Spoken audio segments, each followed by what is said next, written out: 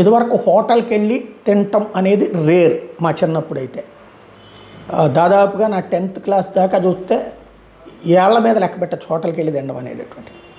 మంగళగిరి వెళ్తే మా తాతయ్య హోటల్కి తీసుకెళ్ళేవాడు, ఆయనతో పాటు పెట్టించేవాడు. అదే నాకు హోటల్ తిండి అనేది.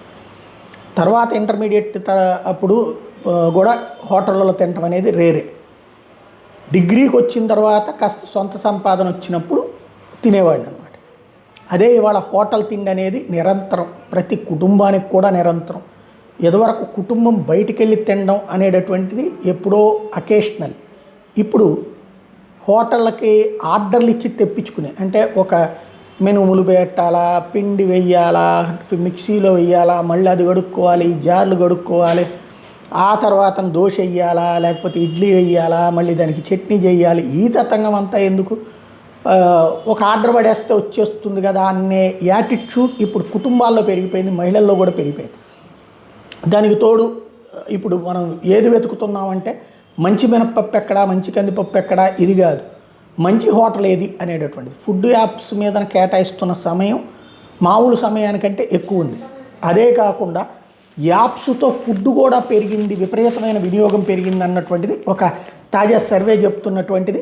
మన దేశంలో 23-24లో ఫుడ్ డెలివరీ ప్లాట్ఫామ్స్ 1.2 లక్షల కోట్ల విలువైన ఫుడ్ని కస్టమర్లకు చేర్చింది.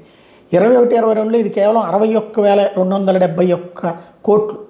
అంటే ఈ రంగంలో భారత ఆర్థిక వ్యవస్థ కంటే వేగంగా విస్తరిస్తుంది, తద్వారా శక్తివంతమైన ఆర్థిక చోదకంగా అవతరిస్తుంది. దీంతో జాతీయ ఉత్పత్తిలో ఈ రంగం వాటా 0.14 నుంచి 0.21% పెరిగింది. ఇతర సేవల రంగాలతో పోలిస్తే ఫుడ్ యాప్స్ మెరుగైన పనితీరు కనబరుస్తున్నాయి.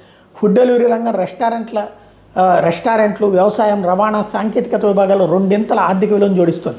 ఫుడ్ యాప్స్లో 10 లక్షల విలువైన ఆర్డర్లు కొత్తగా తోడైతే మొత్తం ఆర్థిక వ్యవస్థలో 20.5 లక్షల విలువైన ఉత్పత్తి అదనంగా వచ్చి చేరుతుంది అన్నటువంటిది నివేదిక చెప్తున్నటువంటి అంశం. ఫుడ్ డెలివరీ ప్లాట్ఫామ్స్ ద్వారా ఉపాధి పొందుతున్న వాళ్ళ సంఖ్య భారత్లో 21-22లో 10,80,000 ఉంటే 23-24కి 13,70,000కి చేరింది. ఈ రంగంలో కార్మికుల సంఖ్య ఏటా 12.3% అధికమవుతుంది. ఇతర రంగాల్లో వార్షిక వృద్ధి కేవలం 7.9 ఉంది.